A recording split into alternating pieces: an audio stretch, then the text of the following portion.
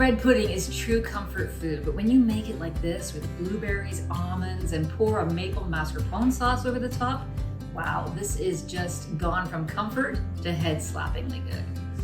Any bread pudding is a mixture of bread cubes and an egg custard. Here I'm using challah bread.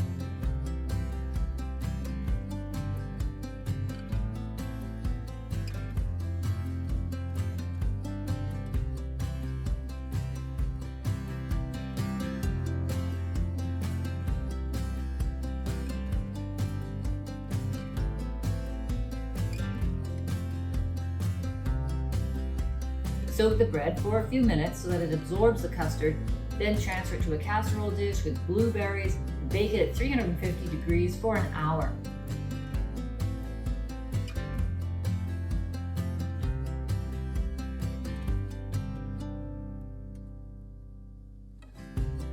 The maple mascarpone sauce really makes this special, and it's just a mixture of mascarpone cheese, which is like an Italian cream cheese, and maple syrup melted together.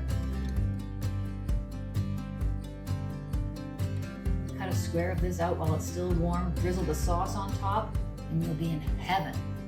Comfort food heaven.